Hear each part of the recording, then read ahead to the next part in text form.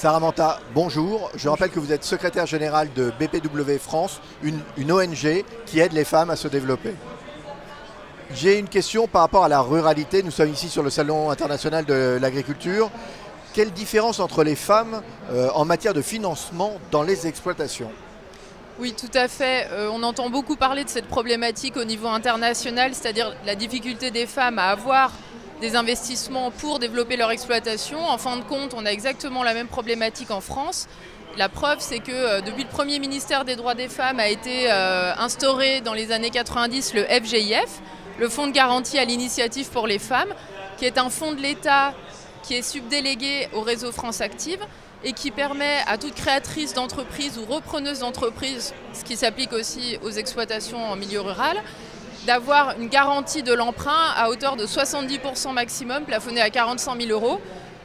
On sait que ce dispositif est sous-utilisé pour les paysannes et les agricultrices, et c'est bien regrettable parce qu'en général, lorsque le FGIF est accordé, cela entraîne une série de feux verts positifs du conseiller pro, en sachant qu'en plus cette garantie, c'est très important de le dire, est cumulable à d'autres dispositifs de prêt pour aider à lancer les agricultrices. Et surtout, la spécificité, c'est qu'elle est octroyée uniquement pour des entreprises sans hypothèque personnelle et sans que ce soit le projet d'un couple, mais bien de la femme elle-même. C'est elle qui doit être la chef d'exploitation.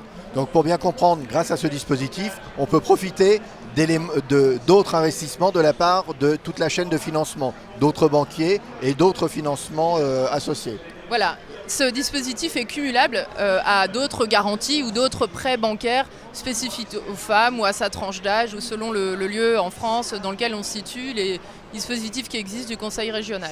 Donc on va pouvoir retrouver ces informations sur le site de BPW France ?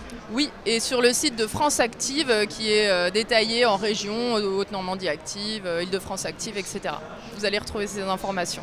Sarah Manta, je vous remercie. Merci.